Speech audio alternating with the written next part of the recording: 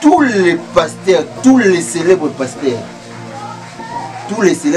congolais, hein, ce sont des faux pasteurs. Et la chose qui a rendu pasteur Marcelo célèbre, c'est Biloba Loba.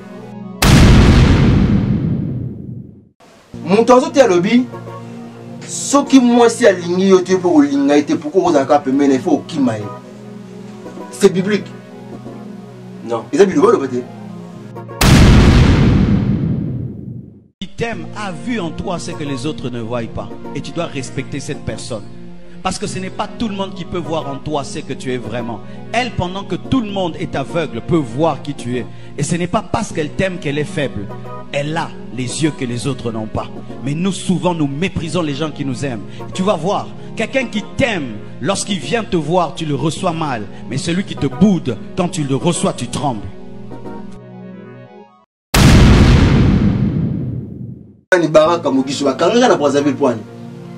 Pour la guérison en masse, pasteur Mogisho, elle a battu tout fait. Oh, bakangana dans la Brazzaville. Vous comprenez? Tous les gens qui ont pasteur Mukuna Nando Lobana, pasteur Mukuna Zoté Batou. Prédication, ça n'a rien à voir la prédication, la politique. Ah, en tout cas, moi, je me parle à Bundi. Ils ont préparé l'élection. Tu machine à voter, solo mais machine à voler. Machine à voter, tu te réussi de salir l'élection. En tout cas, bon bête là, on va le voir église. La carte église. Pasteur Denis, on dirait vous moulez les balles. Est-ce que tu as sa sortie de prison? Pour moi, les gens sont sortis de prison. Attends là, pas bien. Ma canne est là, il y a un CPRK. Centre de rééducation de Kinshasa. Le temps où on continue, on ne peut pas rééduquer les gens à la place. Parce que la majorité est battue, c'est pas où tu connais des bébaka. Et n'habitez pas vous. Exemple, il y a pasteur Dinesi. Je suis exemple, il y a pasteur Mukuna. A outra qui prison pour la mususu ya intimité na ye. Mais à qui on est bercé sur mutu a yeli susu. Oh nzamba salinga grâce mon comme de connaître ça bino.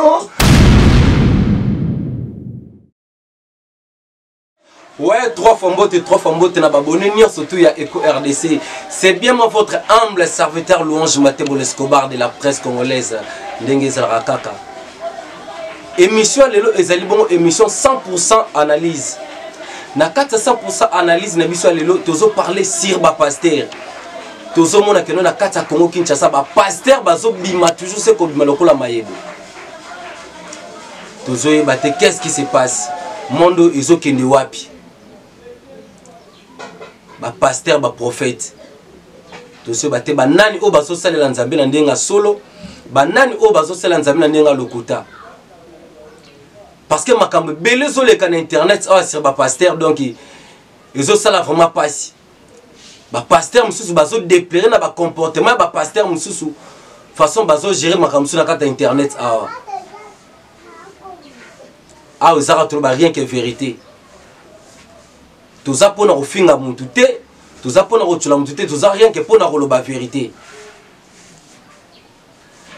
Na plateau na ngana mona ke no ki kozala jamais ngai moko pour que non gérer makambo nyo so ba pasteur et ko simbate yona ke nayi ko luka l'un de mes collègues, l'un de mes confrères ou azali bon Gaël Neftali les casquettes de la presse congolaise obini nyo sto boyebi na kende ko luka pour que tout soit tant ko beta masolo na yi mon réalisateur mais quand au fond la biso pour que na soit tant ko yamba invité na ngam ko la lelo. Bonjour Gaël Neftali, les casquettes de la presse congolaise. Ouais, bonjour Louange Matembo. Bonjour aussi, na profiter pour sa maman Moté, na ba abonné sur Eco RDC. Donc babi, vous avez abonné Beleza Nzakate, donc ba abonné sur pour confiance. Au Bolanda Rabiso partout dans le monde, je profite de vous saluer donc pourquoi pas aussi de saluer le numéro 1 de l'Eco RDC, Papa Jean Chibo Chiboua, autrement dit JTT. Papa Jean Chibo Chiboua, JTT. Bambotino isika ozali nayebi ke ozopesa pena confiance na bala mibali o bafandi awa liboso ya plateau. Merci. Bonne santé. Ouais, santé santé quand nous au moins na rythme Congo, santé ça nango bien. quand nous avons fait des aboué, nous avons évité son azam nene to na kokonda ba imboka o ba yebi o balanda biso na nzela ya singa bon bon c'est gala kondi ayo nene to ndengeni. Merci. Makambo ce que zo kenende selon yo moko. Ouais, makambo zo kenende normal normal, Dieu fait grâce donc malgré la pandémie, malgré le confinement, malgré la fermeture de l'entreprise, on est normal. Voilà, Gaël Neftali, avant que tu aies vraiment la situation, surtout mes capés pour ce mois qui a solo par rapport à bilan dans l'année 2020, l'année 2020 est passée comment? Les mots sur vendu, les mots passés, l'année 2020, il est comment? En tout cas, merci vraiment parce qu'il a eu l'occasion depuis l'année ici là qui te bagne à Sikanatir la chanson il y a pour ça là vraiment bilan il y a année passée dans la télévision dans le monde entier. En tout cas dans le bilan on a ça d'abord premièrement il y a demi année passée dans le année passée tout ça qui au moins ceux qui dans 5 mois je ne me trompe pas. Année ça dans 6 dans 12 mois mais année 2020 dans 5 mois tout le monde janvier février confinement septembre octobre novembre décembre dans 7 mois. Donc bilan il y a ma baisse parce que l'on a 5 mois et il y a 7 mois. Mais par rapport il y a le travail, en tout cas bilan est vraiment négatif, vie pandémie, vie confinement, on n'a pas vraiment dû travailler vraiment parce que pandémie même diaspora nous sommes confinés, nous sommes enfermés, il n'y a pas à faire quoi que ce soit. Même bisopé awa tout fonctionnera à travers notre diaspora. La salle de notre 80% c'est les diaspora. 20% d'Arabie Saoudite. Même les missions de salle beaucoup plus sensible beaucoup plus de diaspora. Donc le rôle de la diaspora c'est vraiment confiné, bisopé de fonctionner. Ils allaient quitter. Donc tout ça qui vraiment donc bilan vraiment année 2020 c'est vraiment négatif. Voilà, bilan année 2020 c'est vraiment négatif par rapport à la raison au monde au ça. Makambo ezaki na kati mboka bango baladi ya COVID-19 oyo naba confinement et permettant que non que asala musala na ye comme il faut. Gaël Neftali. Il s'est d'abord. Pourquoi on préfère qu'on l'a ta chapeau et puis pourquoi toujours Nzambala? Parce que à tout moment tout le monde a kayo on présentera une émission on sera toujours dans Nzambala et puis la casquette non et ça par rapport à nous. Voilà, merci pour la question. Je profite de saluer Maman Epela Ochichi, Maman Epela et pourquoi pas aussi Simplice et vous, Simplice le bac de l'artiste du moment. Donc on a apprécié merci parce que on m'a payé un chapeau. Alors on a vu chapeau oyo, la monique non dans internet mutumtaya na bandengi na ye. Bon, casquette. Donc non chapeauté quoi. Voilà. Même bateau la film à l'époque à part présentateur Nazar réalisateur. Dans la jingle il y a début film mignon sur la salle ils ont chapeau oyo. Nathalie Kanabi bon chapeau PC non bien. Moi c'est moi quand on a photo la victoire photo on a très fier la photo on a si réalisateur retirer sur ma photo on a très fier la photo on a ça n'a pas tellement beau. Chapeau faut nous les canons d'émission. Voilà. Si on a mon comité non, il faut dans la galo promix et Gaël Neftali la casquette de la presse congolaise. Donc casquette on est ça là. Gaël casquette de la presse. Alors Sultan ça date déjà. Parce que le bandolo on a la nande on a vu ça la émission il y a bosso la politique que je salue, c'est un vieux que je respecte mais idéologie au ça l'émission na Sultan ngam na bandango. Sango nga sango. Mais idéologie au ça l'émission Sultan ngam na bandango. Depuis 2017. Voilà. Bon. Dans notre émission à Sultan, c'était avec des raisons. Parce que dans notre émission, beaucoup plus d'analyse. Pardon, excusez. Voilà. Excusez pour moi, pour 4 mois, et ça qui pour ma raison. Expliquer directement la raison et ça là qui mini. Voilà, raison est on a zoloba. Raison est pour ça dans cette émission à Sultan parce que nous on a Sultan noir, jaune, bleu, na Sultan ya pembe. Alors, quand on a eu une émission, là, on a 100% analyse, on a eu la vérité, rien que la vérité. Donc, c'est ça, c'est ma pembe. Il y a la signification, il y a soutien dans la émission. Donc, c'est rien que ça. Voilà, rien que ça. Donc, surtout, il y a Eco RDC. Là, j'en profite directement de l'occasion de saluer LK Lukombo. Il y a Maman Adeline Nakata Suisse. LK Lukombo, il y a Maman Adeline Nakata Suisse. Il y a Gabi Zanga de Belgique. hein, les cascades de la presse congolaise, hier tout ça on a déjà Gaël Neftali tout mais quelque peu contre Mozindo ya makam na biso. Gaël Neftali tout monde na kata Congo Kinshasa ba pasteur de bazobotama ebele. Et puis il y a des prophètes bazo pesa ka ba prophétie, monsieur c'est vrai monsieur pe ya fou.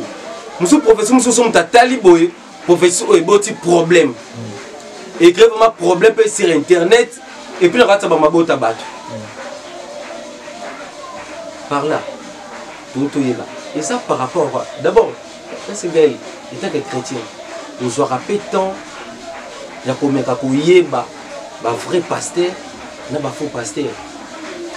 Voilà, merci. Là, je salue Frida Martial à la patronne, moi ça va fausser. Frida Martial à la patronne, moi ça va fausser. Frida Martial à la patronne, moi ça va fausser. Galopo mix. L'église de réveil est bien sur mon bakou. Il y a un imbangiste. Il y a un imbang. Frida Martial à la patronne en tout cas. Salutation dans le partout les amis. Donc maman a Abigail Neftali, maman a Friel Neftali Martial. Donc tant que chrétien, tant que chrétien, je fais cet examen de conscience. Parce que je tiens aussi à signaler à Papa Jean Thibault. Nous sommes bien formés, bien formés dans le cours biblique à mon église, chapelle des vainqueurs internationaux de Kinshasa. Dans l'anda cours IBPF du début jusqu'à la fin et je suis collé. Donc j'ai des photos. Alors, dans cette analyse, j'ai vu que la plupart des pasteurs congolais, la plupart des pasteurs congolais sont des aventuriers et des escrocs. Je n'ai jamais cru aux pasteurs. C'est mon opinion. Alors, je tiens à signaler à l'opinion, à nos téléspectateurs, à nos abonnés. Bon, excusez-moi, ce qui peut-être comme un pasteur, nous avons analyse, c'est 100% analyse. Donc, Papa Jean Thibault, tu bois déjà parce que il faut risquer après l'émission, on a ça à la prison parce que je vais dévoiler, je vais citer les noms. Il y a un monde de tout ça dans le besoin que non. S'il faut autant attendre, comment va passer, ou qu'on va travailler, mais là, on est voilà. Il y a des pasteurs qui vont critiquer l'église. Donc c'est ça. Premièrement, d'abord, avant de citer j'aimerais dire que, et je tiens à rappeler à tout le monde que non, la République démocratique du Congo est le premier pays mondial producteur de pasteurs et de prophètes. Je répète, RDC, c'est le premier pays mondial de production de pasteurs et de prophètes. Alors, pour ne pas encore citer les noms, sitôt, je vais dire que tous les pasteurs qui sont reconnus mondialement, au pasteur Congo Kinshasa, ce sont des aventuriers. J'ai bien dit, tous les pasteurs, ce sont des aventuriers. Tout petit à petit, nous avons un exemple. Nous avons un pasteur qui gagne. Et là, est-ce que ça montre la dignité d'un pasteur? Donc, allez-y vite comprendre. Gaël Neftali, dans tous les pasteurs au bazar reconnus dans le monde bazali ba congolais na biso awa bazali ba aventurier. Est-ce que ozolié ba makambo ozoloba to ozoloba tikoloba? En fait, je tiens à mes propos. Je tiens à mes propos parce que c'est pratiquement impossible un pasteur qui passe à la télévision pour insulter d'autres pasteurs. Un pasteur qui prêche, excusez-moi, pour faire des conneries. Un pasteur qui passe à la télé pour insulter une profession religieuse mambouée. Voilà. Ce sont des pasteurs autoconduits, mais là, nous on n'est pas des esclaves, moi je m'attends. On n'est pas des esclaves. Même dans la classe bataille, tout flatteur vit au dépend de celui qui l'écoute. N'est pas quelqu'un on vit au dépend de celui que nous écoutons. Il faut tout accepter toutes les bêtises. Et on a vu sur les Congolais, même aux gens de la diaspora, en tout cas, on va excuser. Il faut être fanatique de Jésus-Christ et non fanatique d'un pasteur. soyez fanatique de Jésus-Christ et non fanatique d'un pasteur. Sakola papa. Okomona mutu mususu aza fanatique ya pasteur na ye. Babimisa cash nene le pasteur $10 à sommi. Mais ce que vous avez été là, $10 en somme, c'est trop cher. Au moins, dans le cas où vous avez des photos de pasteur, au moins, là, c'est être fanatisme du pasteur. Ganeftali, tant au sud, il y a Koloba, ma pasteur, il fanatique, il y a un pasteur, il y a Jésus-Christ. Mais tout le monde rappelle l'église, non?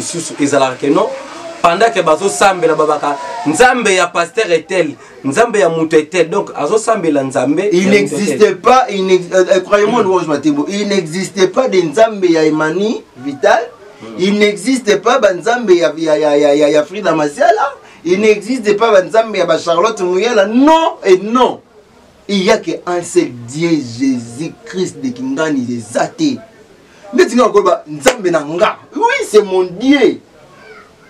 Pourquoi tu vas mettre des exemples de débat? Nzambe ya Neema Sikatenda. Mais Nzambe ya Neema Sikatenda, il est aussi ton Dieu.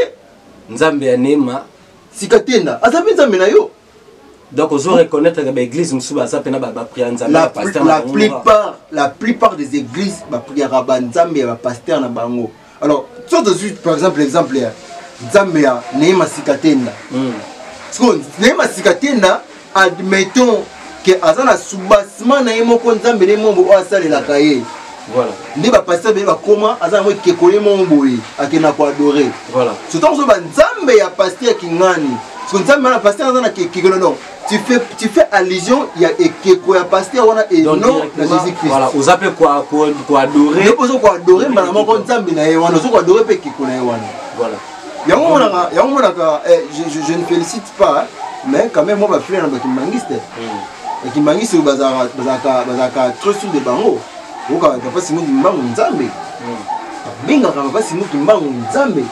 leur concept mais on n'est pas là pour dire que Nzambe ya Simon Kimbangu pardon Nzambe ya c'est pour c'est ça Nzambe ya pasteur Simon Kimbangu au moins le baka que non Denis Lesi Nzambe nanga la personne le non Nzambe ya Denis Lesi voilà merci Gal Neftali yo ozali kimbangiste alors to meka propos moi qui est na moi les seulement ba kimbangiste moi qui tu comprends tant le bi que non ba kimbangiste ba zora Simon Kimbangu nzambe na bango alors par là bolinga pour l'accès biso ni que nzambe oyo biso tu asala biso existe raté que nzambe asala biso za Simon Kimbangu ou comment non excusez-moi na explicité et là moko ba te bele ba bunga ka D'ailleurs, Kimbangiste Kimbangu Kimbangiste des églises. Moi aussi j'étais parmi. Mais tant que Frida Masiala là patron on a tout centre. Petit centre. En fait, on a tous à la fanatisme tout disposant matin ne se dire n'importe quoi. Mais tout l'ignorant peut tout ça nous vivre. Moi j'ai été une fois au centre d'accueil à Kassavoubou. Dans côté église, les Kimbangistes utilisent la même Bible que les chrétiens, de mêmes versets, de mêmes lectures et de mêmes prédications. Natikala koyo kateke no ba Kimbangiste ba osambela tata Simon Kimbangu nzambe na biso pambola biso limbisa biso na mabe. Ce que ça qui peut-être ba bango na Kikongo parce qu'il a chanté les deux l'autre fois toi ça comme nanga boso lo bango na Kikongo yo lo ka Kikongo te mais nan na tilo ka prière wana te. Par curiosité nazoleka na Bongolo na université ya Kimbangiste na tangi na se ba communini Église de Jésus-Christ. Landa bien. Kimbangiste balobi Église de Jésus-Christ. Église de Jésus-Christ sur la terre par son envoyé Simon Kimbangu. C'est-à-dire quoi? Et c'est l'église de Kimbangu. Et c'est l'église de Jésus-Christ. Mais par qui? Par son envoyé Simon Kimbangu. Pourquoi? Non, on a pasteur Ezadon. Parce que nous avons dit que va faire la nation, va faire va faire de toutes les nations de mes disciples. Donc, Zamba Tindio. Donc, n'est-ce pas une église comique, non? Église de Jésus-Christ par son envoyé spécial de Simon Kimba. Donc, Simon Kimba, on a tenu Kenani, Zambé, a Tindié Kende. Allez, il n'y a pas un concept na yé. Tant qu'on a ça. Tout ce cas, exemple, mon typique. Tout qui est la présidence. Voilà. Est-ce que, si on a besoin, ça demande non pas président de la République? Est-ce que vous avez la possibilité au coup de la président de la République directement? Non, mais. Pour qu'on l'ait capable de canal. Si. Ils ont besoin de faire ça, requête de la président. C'est ça que moi j'ai compris. Hein? Selon l'analyse dans le centre Kimbangi, c'est ça que moi j'ai compris que non, les Kimbangistes plaident chez Simon Kimbangu. Et Simon Kimbangu prennent leurs requêtes et les ramènent chez qui? Chez Jésus-Christ. C'est ça. Voilà, merci. Tokin de Renine Gal Neftali, à défendre pour l'église Kimbangu. Non, la défendre était. Et ça analyse. Moi j'ai fait les analyses. Bon, voilà, c'est ça. Et ça analyse, on a sali. Et ça analyse approfondie pour par rapport à la question. Mais je ne suis pas là pour parler des centres Kimbangistes, mais je suis là pour parler des pasteurs. Et ça, parenthèse, mon tofu, le truc à propos de Kimbangistes, n'a soulevé en haut par rapport à l'analyse on a sali. Voilà. Pour que l'on a pu battre tous les ans, Kimbangistes va sembler la caca, Simon Kimbangu. Voilà. Oh, Simon Kimbangu, ça fait déjà des temps, il est décédé. Merci. Les casquettes de la presse congolaise, Gaël Neftali. Tout continue toujours pour évoluer dans sujet mission. Revenons à notre mouton. Toujours sur les pasteurs. Alors, comment détecter le vrai pasteur et le faux pasteur? Voilà, une très belle question. Ah, Jean Thibodi Boba JTT, question. Comment détecter les vrais pasteurs et les faux pasteurs? Voilà. Louange Matemo. Excusez. Est-ce que vous pouvez se la remboter dans LK le combo et maman Adeline? Parce qu'il y a une famille qui m'a mis alors. Ah, ok. Bazabandimi. LK le combo et maman Adeline depuis Suisse que je vous salue. Vous avez qui m'a dit, c'est ainsi pour comprendre. Et le qu'on a tout le bas. Soyez à bon côté. Comme il a raté dans WhatsApp. Parce qu'il y a qui m'a dit, c'est le lobby. Alors, s'il faut répondre à la question, comment détecter les faux pasteurs et les faux pasteurs? Première astuce. Premier point. Louange Matembo, la majorité, et j'ai bien dit tous les pasteurs, tous les célèbres pasteurs congolais, ce sont des faux pasteurs. Tous les célèbres pasteurs congolais, ce sont des faux pasteurs. Toyoka qui ont déjà dit qu'on va faux pasteurs évoluer. Qu'est-ce que point il bosse moi? Ce que l'on dit pasteur célèbre, déjà, quand un pasteur qui est déjà célèbre, c'est déjà un faux pasteur. Un faux pasteur par rapport à quoi? Parce qu'il est célèbre. Qu'est-ce qu'il a rendu célèbre? Ce n'est pas ses évangélisations. Et ça va loba. Est-ce que tu peux imaginer Zélato qui m'a l'aimé? Tu peux imaginer, est-ce que tu connais comment on a le pasteur Emmanuel autrefois, pasteur Marcelo? Est-ce que le pasteur Marcelo Abimela? Abimela Ndengini. Il ne pas dans la prédication. Abimela Nani. On a mis le bas. Oh. Mais je te jure. Et ça dit loba. Au moins une stratégie moi ils ont un cannabis et une stratégie moi ils ont pour faire de buzz. Mais on a sur internet trop. Les cas dans la télévision maintenant loba. Pour net ça boy bateau nyo so baza bandini pasteur Marcelo ba obenga biloba yo kaka buzz. Ce sont des gens des personnes où va dire la vérité. Là ça n'engage que yimoro mutazolo ba. Mais pour tenir ça n'engage que moi. Ça n'engage que moi. Voilà. La chose qui a rendu pasteur Marcelo célèbre et ça biloba. Mutanzo te lobby ce qui moi si aligné yote pour linga était pourquoi vous avez mais il faut kimae. C'est biblique. Non. Et ça biloba le non. Évoluer. Ça biloba le non, évoluer non. Un pasteur qui vient à la télé qui dit que église catholique c'est une salle d'attente pour aller en enfer. Est-ce que c'est être un pasteur? Non, qu'on se le dise. C'est être un pasteur. Non, évoluer. Contente-toi de ce que tu as, de ce que tu fais.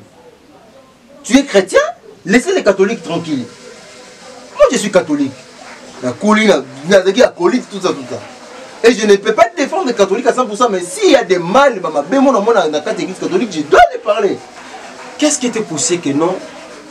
Il y a que se baser dans pasteur Marcelo par rapport à Il y a propos à qui église catholique. Non, il dérangeait que. Oui, et dérangeait d'abord premièrement en tant que chrétien catholique. Voilà. Deuxièmement, et dérangeait parce que c'est quelqu'un qui est célèbre, qui est connu tant que pasteur. Mais comment faire sortir, faire pousser des insanités? Et la majorité de ces fidèles, et ils sont conscients qu'un pasteur ne peut pas dire ce genre d'histoires pendant ses prédications. Internet. Donc, pour mon non, il s'est fait célèbre sur Internet. Internet. Parce qu'il connaît que c'est là où il fait ses baisses. Nani on a bastatiné à chaque biloba le pasteur Marcelo. Ce n'est pas des prédications. Et souvent dans la biloba là on a. En tout cas, je ne cite personne. Mais dans le baba anti-valère, ils ont analyse. Si on dit que non, au moins que non, faut qu'on s'en va pour la team n'attendre comme on a eu. Ah, ça n'engage que toi. Juste comme toi, il va un vrai pasteur, tout faux pasteur. Voilà. Il n'est pas que. Et ça, quand tu es le pasteur Marcelo, basé belé.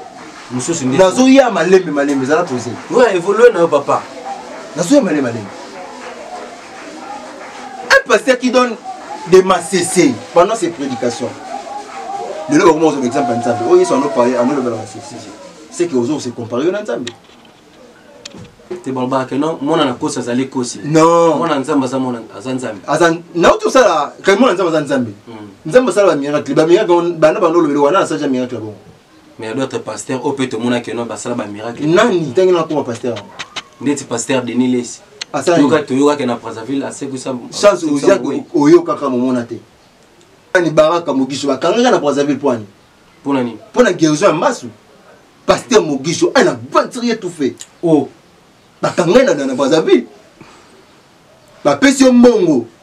Ba millions de dollars pour guérir mutu na mbasu. Matissa volume. Ba pesio mbongo pour guérir mutu na mbasu. Mais guérison ici maté. Ba moi que mama libérer ça bakangio. C'est ça être un pasteur. Un pasteur pour guérir un malade.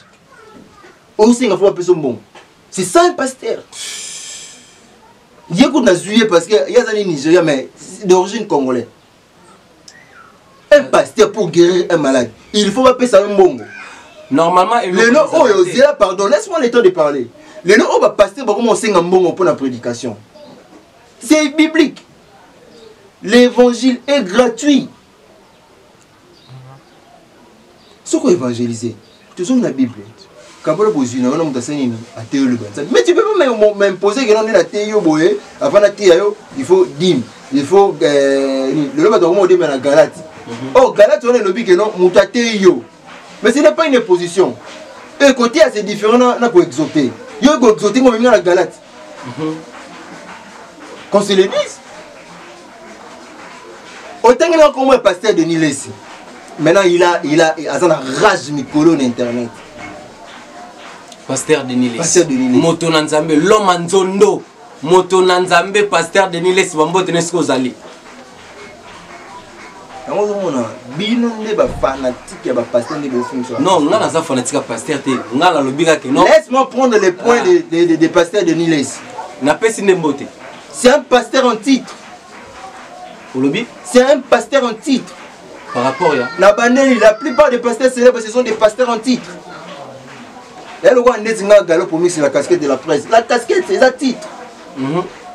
Mais dans la casquette, c'était. Mais dans un moutou. Est-ce que vous comprenez? Casquette de la presse, Gaël, casquette de la presse. Casquette, c'est un titre. Mais dans la casquette, c'était. Donc, pasteur, et un titre, mais dans pasteur, c'était. Oh, pardon. Pardon. Mon réalisateur, Emani. Gaël Neftali a dit que non. Ba pasteur, monsieur Sou. Bazara na titre qui pasteur. Mais baza ba pasteur. Nasa na posa loka o izakati na wana. Na obimisa. Ko bombelo te bimisa parce que ba bonne tout école RDC. Baza na posa ba ye ba vérité ba yoka yo. Un pasteur qui fait une chaîne télévisée. Un pasteur. Vous savez, chaîne na yo. Chaîne na yo ba musique profane zoleka, ba publicité zoleka, ba film porno zoleka, ba émission à Santa Bozoleka, ba biluka ndenge na ndenge zoleka. On te pose la question, tu dis que c'est une chaîne commerciale. On a pasteur. Pasteur Denis Lesi. Tant qu'on le dit, non, monte dans Nzondo. La chaîne Nzondo TV, c'est un moi. Pasteur Denis. Ce qu'on a bien expliqué, un pasteur qui prêche les gens. Vous avez la chaîne, vous avez une église. Vous avez la chaîne, vous avez un film porno. Vous avez un ndaku. Il faut pas consommer l'eau papa na bango. Bana ba fa ba hôtel Nzondo TV ba comme na air mo we ba moni film porno na chaîne papa na bango. Qu'on se le dit. Et ça va biloko faut tout réparer. Si on a eu un finger, retour à la repentance. Voilà. Le nom entier est comme toujours focalisé car la bénédiction, la prospérité. Aucun poteau, amen. Ce n'est pas biblique. Est-ce que tu imagines que pasteur dans un poteau, alors ça va diminuer que non, aucun d'Afrique. C'est complexe. Et ça complexe. Voilà. Pasteur monte dans la poteau, ça va diminuer que non. Le bas amen, on reprend mon aucun d'Afrique. Mais ça va le pasteur, le bas amen, aucun de poteau. Je ne sais pas ce que porte ça. Porte, il y a paradis, ton porte, l'eau, là, je n'arrive pas. Un pasteur qui mélange et la politique et l'évangélisation. On peut imaginer quoi, pasteur à faire des autres. Non. On dit, Matthieu a la dissertation. On doit commencer par l'introduction, développement et on doit conclure. J'ai des potentialités, j'ai la capacité là de prêcher du début jusqu'à la fin. Mais quand un pasteur a ôté un aïe, attend qu'il a vexé si la Bible est bandit, a bandit n'est ma solo, a continué ma solo politique dans l'église, a même eu un divers. Est-ce que c'est ça au bataillon au dimanche en église? Est-ce que c'est ça au bataillon au fan de la qui tu peux pas dire au divers? Un pasteur qui envoie aux gens d'applaudir dans cette église pour un individu, un acteur politique, notre président honoraire. Excusez, Gagne Naftali, on a moins que y a peine bien. Et ça, juste question de l'ingashiko, tant que vous êtes pasteur, ou bazon bazo, pour s'engager aussi dans la politique. Tant que vous êtes un pasteur, à côté de la politique, un pasteur moussou, à côté de le football, n'habitez, on a eu, il est bien connu. Nous avons une question pour comment détecter les faux pasteurs et les faux pasteurs. Déjà, deuxième point pour nos faux pasteurs, c'est que pasteur ont mélangé la politique, c'est un faux pasteur. Mais, par respect, oui, mais ça va, on a fait ma Papa Jean Thibault, bon, déjà pour la zone, on a vendu la zone bella. Mais, il y a la pasteur, mon regardé, c'est la mati, la soupe, la communauté, donc ça dit. Mais quand raciste, non, toujours solo. Quand on communauté, toujours solo. Et on appelle ça randonnant, on a une à Kanambote. J'étais salé. à Kanda, c'est un gars vraiment qui s'inspire vraiment. Ça, on a bien forcément parlé. Un pasteur qui mélange la politique et l'évangélisation, c'est un faux pasteur. Pourquoi? Parce que bateau va y battre pour les cabis, la politique. Qu'est-ce que la politique? C'est là le mensonge. Voilà. Parce que il y a un pasteur qui est dans une église. Vous êtes à bateau, il faut éviter vos causes. Et il y a un mot qui est des parlements, qui est nos causes. Là, je cite personne. Mélanger l'évangélisation et le foot, n'a évité ceux aux vrais pasteurs ou faux pasteurs. Parce que qu'il pleuve, qu'il neige, tout le temps molaka na kisi. Parce que yo pasteur aux awana, au théâtre de l'église, si vous commettez les autres la démarche, bah que nous allons pas travailler match. Mais toi tu crois en Dieu, pourquoi pas de leur dire que nous allons mon corps Jésus-Christ de Nazareth à Bungla Bisso. Mais tu leur dresses, pas que nous allons c'est que tu n'es pas un faux pasteur. Donc ça prend le cause détecter ma faux pasteur. Oui, tu n'es pas un faux pasteur. Déjà un pasteur quand il temps il y a tout le monde ça la projet pas que nous ganga. Ndeko. Ça m'a ça pour ça là pour nous ganga. Mais ceux qui pasteur qui ne commence à qui aussi makisa mbongo à maîtriser. Mais pas que nous aussi makisi veut équipe gagner. Pose un avantage na yé et il se rend compte qu'il a la capacité dans en tant que pasteur. Je n'ai pas la capacité de plaider à Jésus-Christ pour gagner cette match. Donc c'est que à se sous-estimer beaucoup déjà. Parce qu'on a d'abord on bien fait pasteur. Tous les exemples à pasteur Moukouna. C'est un pasteur que j'aime bien. l'église. Et ce que je déplore beaucoup plus, c'est cette pasteur-là. L'église est belle, hein? Oh, au moins, si on a la capacité de faire l'analyse, c'est parce que la tamboli. Je ne peux pas venir parler des histoires où je n'ai pas vécu. Est-ce que comment il a moi j'ai vécu. Comment ça le plan on a triomphé à je vis un pasteur na yebi comment on était avec ça la croisade na wana na moni mutu nenga zo ta ba chaussette na makolo na sima ya podium alati chaussette agumba mineti koka ariye siko batandeke bashi liboso angulume na bashi wana basambeli tellement avec côté makoyi tellement na katana na kosela na vie ces gens blague avec Jésus-Christ moi to ba benga ma kiona tellement alingilinga atelemi abandi ko sauter ngai susi na zana kaka nzamba pesa pasteur moko pouvoir abotisa ka misuni na makolo koka pour koka moi télé mais pour misuni makolo za fragile nzamba pena pesi pena pasteur moko pouvoir atelemi si pena koka makolo pena c'est ni vimbi tout le monde va partir elle avec qui n'a jamais vu Mona au moins ni elle moni au couleur ni rouge comment il connaît rouge tandis que des pas botama na amona couleur rouge te mettons ba sambele pona mbala non tant ozolo ba na lekina ba église na yeba ka te kina ndo tambola pour préparer profession na lelo mais oh j'ai été conduit par le Saint-Esprit na lekaleka kaka j'ai beau assister à la croisade de triomphale wana je vis des aventures et des aventures. Il y a des pasteurs mannequins, il y a des pasteurs sapeurs, pasteurs azola tendez c'est un problème. Pasteur azola taillé pena a ôté azulu kolache Nicolas Bafle bandimba mona chaussures à la tête. Mais un pasteur qui ne répète pas les habits. Qui non à la tête il a mot dimanche et s'il y a on a tant sauté. C'est un pasteur mannequin. Bah oh bah yebi. Un pasteur qui a la publicité la maso ba salisika. Voilà. Vous comprenez? Tout le monde est appelé pasteur Mukuna Nando Lobana. Pasteur Mukuna Zotia Batou. Prédication, ça n'a rien à voir avec la prédication, la politique. Ah! En tout cas, moi, je suis à Bundi. Ils préparé l'élection. Bâti machine à voter, machine à voler. Machine à voter, si tu as réussi de salir l'élection. En tout cas, bon, bête, là, on va aller église. La carte église. On a bien dit, c'est le temple de Dieu. Mais on acclame pour un individu.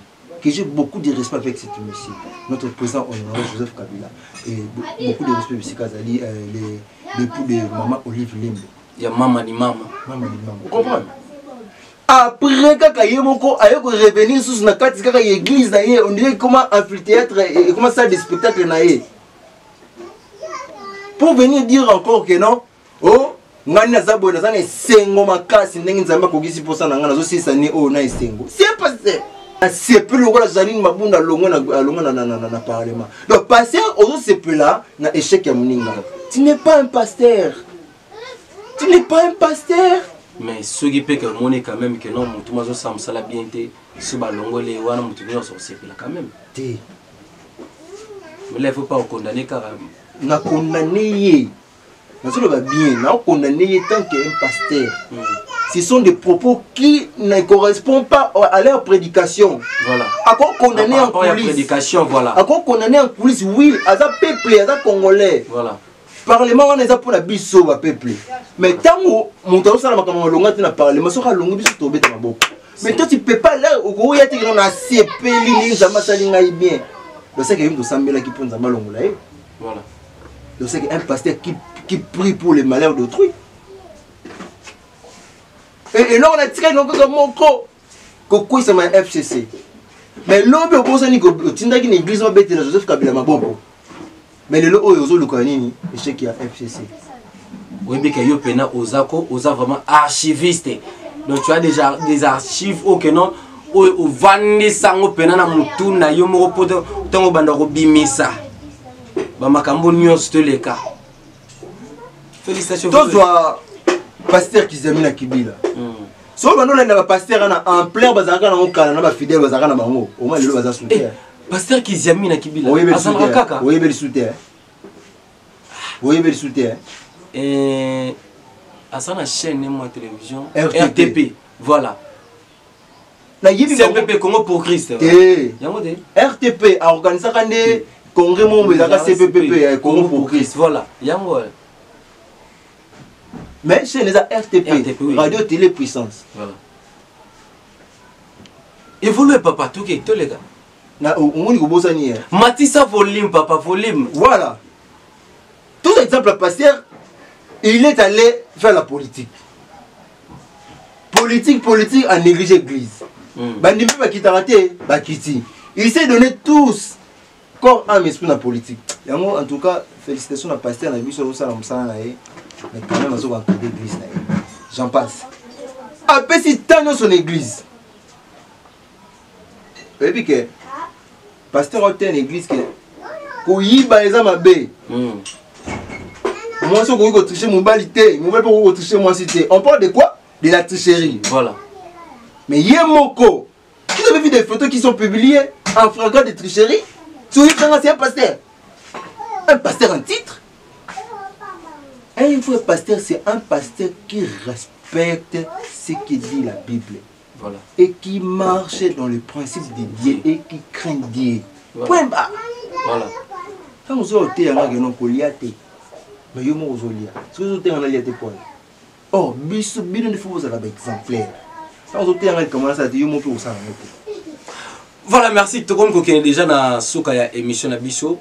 Donc, Gal Neftali, tous les gens qui na pasteur na Bisso Denis Lessi. Ils ont circulé sur internet. Donc, notre pasteur Denis Lessi a tenu qui ba propos moko ya bien été pour Weranson na Ferrigola. Que nous y nzamba talise kenda bwe. Weranson a retiré ce qu'on ça la sexité. Y na Ferrigola. Même ça tu avais mis ça l'album et ko banti mon bango ko beta te. Sogi tembe ba bimisa ba choto ta la sogi et ko beta.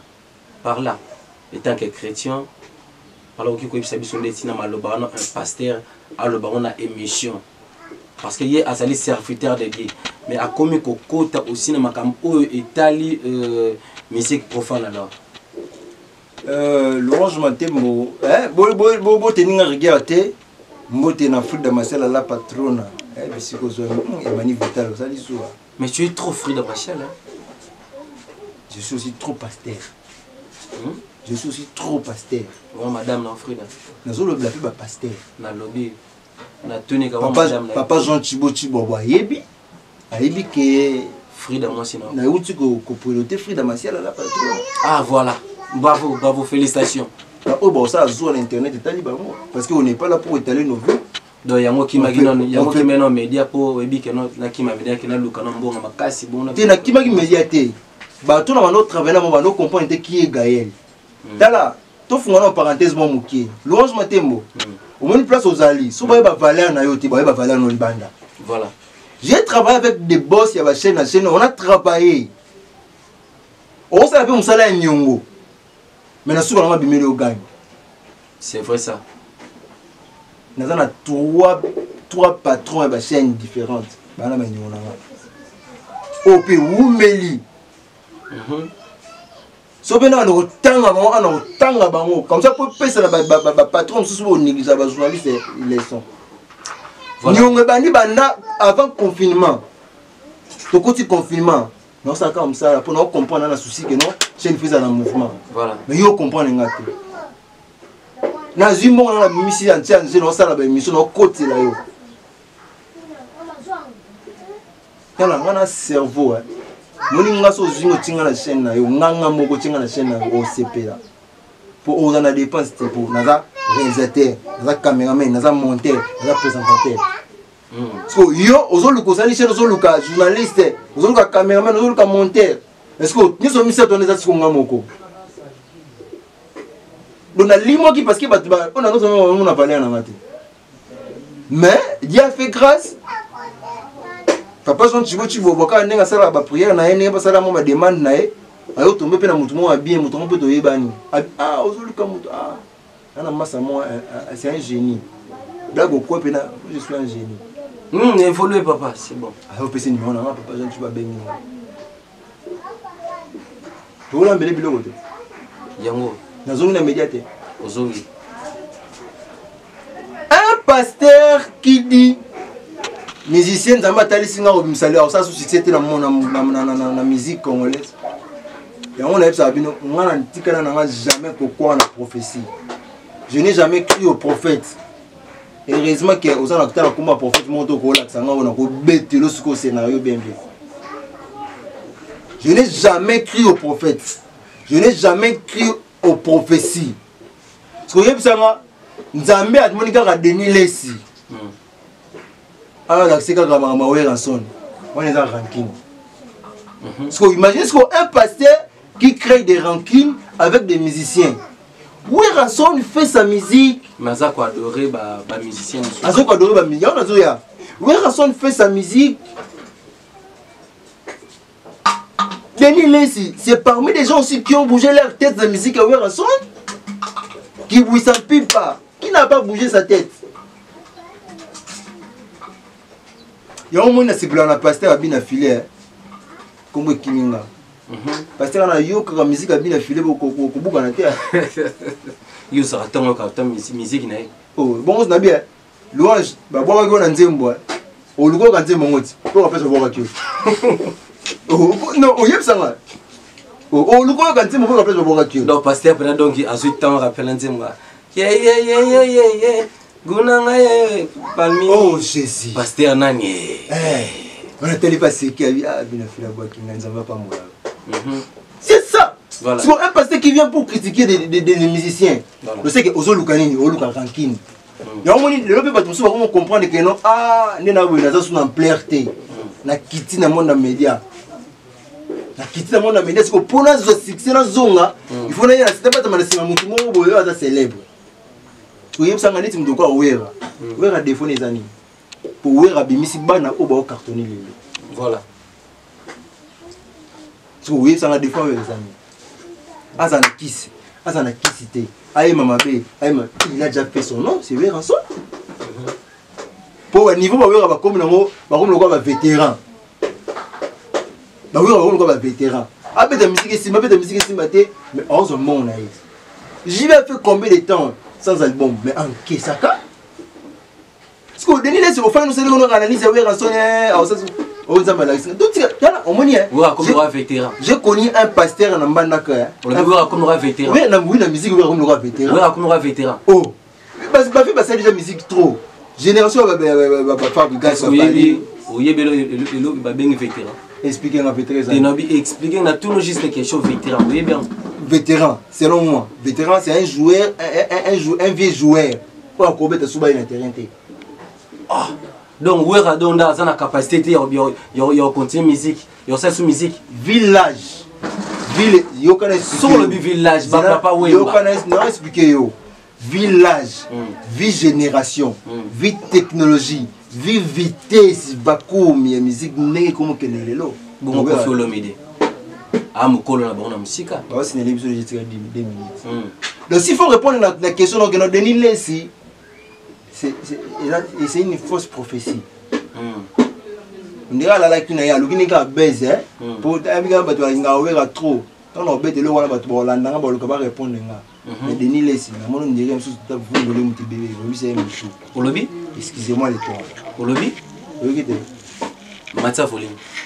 Pasteur Denis Lesi, on dirait vous moulez les balles. Est-ce que tu as sa sortie de prison? Pour moi, les gens sont en prison. Attends, bien. Ma canne il y a un CPRK. Centre de rééducation de Kinshasa. Notamment, on continue à rééduquer la place. Mais ce que la majorité a battu, c'est que vous avez mis des bébaka. Et n'invitez pas vous. Exemple, il y a pasteur Denis Lesi. Je suis exemple, il y a pasteur Mukuna. A outra que prison pour na mususu ya intimité na ye mais akiko le berite su mutu ayeli susu oh nzamba salinga grati moko bende koneye bisa bino na zako silisa pena anena sengo na mutema sengo na nga ndenge za nini mabunda longwe bo betela nzambe maboko nzamba salinga merveille. Voilà, merci. Tout comme la souka ya émission na biso Galde Aftali un mot de la fin pour na émission na biso parce que bato basuita ya koyoka déjà ndenge à lobby posaki na besoin boyeba ba vérité ni ba pasteur ba ça ba vrai pasteur ou ba faux pasteur pour bazo sala biso alors Donc, Gal Neftali, un mot de la fin pour une émission d'analyse, une émission à Lilo, et puis quelques dédicaces pour Toshité. Voilà, merci, merci à vous, merci à toi aussi, Louange Matembo, pour l'invitation, pour la disponibilité. Merci à FS King, notre caméraman, ce jour, pour l'endurance. Et merci aussi à Papa Jean Chibo pour la fidélité, pour la confiance, pour l'espace. Et merci aussi à tous les abonnés de Eco RDC pour la temps où c'est la critique. On va comprendre nga, ça la vraie critique. On va comprendre nga ça la fausse critique. Alors nous sommes là, merci. Pour nous ça la lo ka tiki na idée réussir. Ce qui réussir tout comme ça nzambe. Alors moi de la fin nga na ça kana bandeko nyo sur Eco RDC, c'est une très belle concept 100% analyse. Au sein de l'eau, tout ça, on analyse comment kaka na numéro ya JTT, donc même si tu as parti à WhatsApp, tu as sujet, tu as benga bateau, tout ça, on analyse. Cette plateau, c'est pour le 100% analyse. Donc merci à Louange Matembo pour des questions. Donc on dirait que au Kanakinga, ou le Kinanga problème, va passer. En tout cas, va passer à moi de la fin, on a un qui n'a fini binoté. C'est une analyse dans ça, les gens musala. Yo petit finga qui l'église catholique mutakani sur azate. Donc yo peut pour quand ça ngate. Merci. Pasteur Denis Lesi, ba propos aux tenir dans émission na mutakani sur azate. Ngape quand ça ngate. Pasteur Mupuna, ba propos aux tenir dans la télévision pour na batu ko ba mutakani sur azate. Yo peut quand ça ngate ba kangisa kiyo pour na makambo salaki. Obiso to salaka. Obiso so ba paye to salaka. Yo peut commis micro tsaki na kati. Donc tous les pasteurs que j'ai cités les noms ici, veuillez m'excuser parce que na fingi binoté mais na bimisika ka banti valeur. Et ça peut ramener bien la conscience pour un peu pour changer. J'espère que pour l'instant ça mes big dédicaces je dois commencer par la première dame de la République démocratique du Congo, Maman Denise Nyankere, pourquoi pas aussi à celui qu'on appelle le premier monsieur de la République démocratique du Congo, Papa Félix Tshisekedi. Big citation donc ils ont fait cette émission en bas couple présidentiel. Est-ce qu'on a troisième position tu vois nani Papa Jean Chibo Chiboaba. Quatrième position Yanani. Non, évoluer. Là où repose les cœurs de galop pour mix et Galé Neftali, la casquette de la presse congolaise, et dans ma salle à la patrona, avec salutation dans le Bissiko. Nathalie Loco, on dirait que de Bruxelles, Nathalie Loco à Bruxelles, la salutation à yo, on peut à Longon, on a encore foutu là, à Longon, on a bilo, on est sur la télévision, on a quitté, Tikavata, l'outé. Depuis ce chibida, Boté, maman Anne Kalamba et Tolo Nassé, ne tombera jamais, Molongania, Pasteur Carlos et les gardiens du temple, les savoir les bien contrôler. Et j'ai oublié papa Freddy Mbouaki. On a qui n'a pas de il dit là bon séjour dans la case à Kinshasa. Marie Silou, Pierrette Mambou, Maman Charlotte Mouyala, Maman Bouta Gaël Neftali. Pourquoi pas aussi à mes enfants. Hein? Mes enfants. Voilà. Oh, non, s'il vous plaît. Oh, Abigail Neftali, il y a problème. Et Friel Neftali, il y a problème. Voilà, merci beaucoup. Tout comme nous émission na biso tika na pesa merci na bato nyo surtout bazwa ke temps ya kolanda émission na biso 100% analyse ya mokolo ya lelo. Merci na ba abonné nyo surtout ya Eco RDC. Merci aussi à Papa Jean Chibo Chiboaba, hein? Boss Bambote non eska ozali Elka Lukombo ya Maman Adeline depuis Suisse ya Gabi Zanga de Belgique na bossa nyo pété le monnaie le plus cher livre sterling Matou Matembo, hein? Ndenge zalaka kaka ya Nancy Mbunga de Paris ya Minette Mbunga na bossa na kapete ya Mireille Mbunga Bambote no eska ozali l'architecte international Lorville Zola LBG depuis Luanda Iverson Mukunga Bambote no eska ozali Hussein Makuku depuis Grèce Bambote no esika ozali vraiment que non Louange Matembo l'Escobar de la presse congolaise yeo atemeli bosuna bino bato bozita kolanda émission oyo ekozala bien mutazo la émission zo vidéo partager ngo pa bande ko nyonso to bazita msuta ya kotala yango te et puis bo commenter par rapport ya analyse na biso alelo soki tolobi mabe en tout cas to sengi bolimbisa biso soki pe tolobi malamu bo encourager baza besa ba commentaire na bino par rapport ya analyse na biso alelo bato tout na pesi mbotete merci na bino mbote na famille ya Louange Matembo bimba Joseline Chamaka na secret bambote no eska ozali na bosani pété Sarah Djende merci bye bye.